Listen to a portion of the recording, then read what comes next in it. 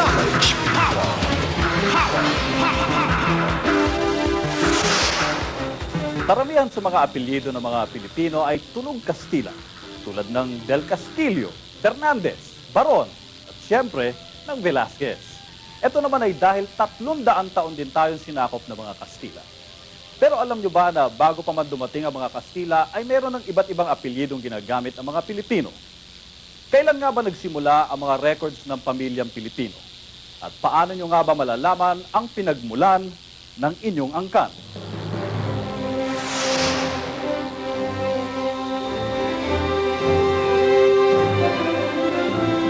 Bago pa man dumating ang mga Kastila, karamihan sa mga Pilipino ay hindi magamit ng apelyido.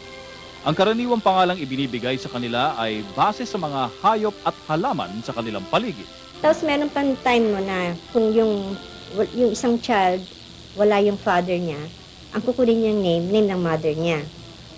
Tapos kung halimbawa walang parents na alam yung batang yon, ang kukunin niyang name nung parang ninang, godmother.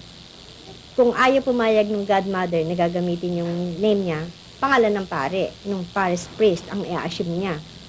Ganun ang nangyayari para magkaroon siya ng apelyido. Sa pananakop ng mga Kastila, hindi agad binigyan ng apelyido ang mga Pilipino. Dahil sa paglaganap ng Kristyanismo, karamihan sa pamilyang Pilipino ay gumamit ng apelyidong isinunod sa pangalan ng mga santo. So many people were having the same surnames na maybe it number 2000s. So, mga De La Cruz, De Los Santos, yung mga ganon. So, nagdala ng confusion yon in the administration of justice, sa government. Isang kautusan ang ipinalabas ni Governor General Narciso Claveria noong November 21, 1849 na tinawag na Katalogo Alfabetico de Apelyidos. Dito ibinase ang lahat ng apelyidong Pilipino na ginagamit natin ngayon. Hindi lahat ay sakop ng kautusang ito. Pinayagan ng ibang pamilya na gamitin ang apelyidong nais nilang gamitin. Ang halimbawa ng mga apelyidong ito ay ang Batumbakal, Araw, Mangahas, Biglang Awa, Mabini at iba pa. Dito nagsimula ang maayos na talaan ng pamilyang Pilipino. May paraan kung paano mahalungkat ang pinagmulan ng isang Pilipino. Bukod sa mga records na nakaimbak sa National Archives, pwedeng malaman ang family tree sa pamamagitan ng malawak na records na naipon ng The Church of Jesus Christ of Latter-day Saints o Mormons. Umaabot ng mahigit 36,000 microfilms ng pamilyang Pilipino ang nasa kanilang pag-iingat ngayon. It's a whole world pero continuous filming, so napakarami talaga. It's billions and billions of records. Sa distribution, when in fact, hindi na tao ang gumagalaw, kundi mga robot kasi sa dami ng records. Makikita dito ang mga records ng kapanganakan, kasal at binyag. Hanggang 1600s ang pinakamatandang records na kanilang naitala. Sa katunayan, may kopya sila, maging ng birth records ni Gat Jose Rizal. Kung sasaliksiking mabuti ang pinagmulan ni Rizal, sa lahi ng mga Lamco mula sa Fujian province sa China, nagmula ang kanilang angkan. Ang kanyang great-great-grandfather na si Domingo Lamco ay umalis sa Fujian at nanirahan sa Tubigan, Binyan, Laguna.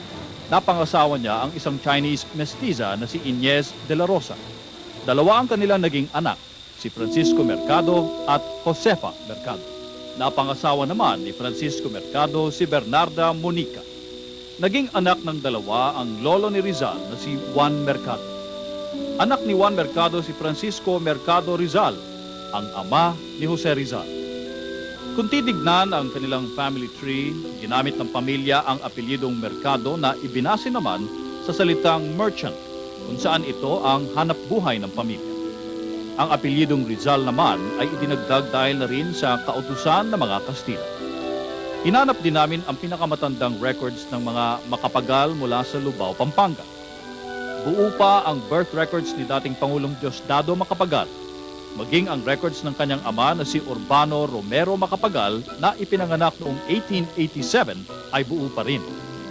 Sa Salt Lake City, Utah sa Amerika, makikita ang isang bundok ng granite kung saan itinatago ng mga Mormons ang milyong-milyong records ng tao sa buong mundo.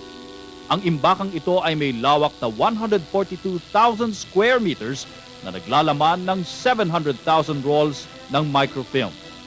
Ito ang pinakamalaking koleksyon ng public documents sa buong mundo.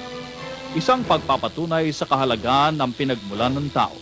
Maglaho man ang kasalukuyang panahon, hindi na mahihirapan ang susunod na henerasyon na balikan ang nagdaang kasaysayan ng tao. Sa aming pagsasaliksik, karamihan sa mga civil records ng iba't ibang bayan sa mga lalawigan ay hanggang 18th century lamang. Ito'y dahil sa karamihan sa kanila ay nawasak sa baha o kaya naman ay nasunog.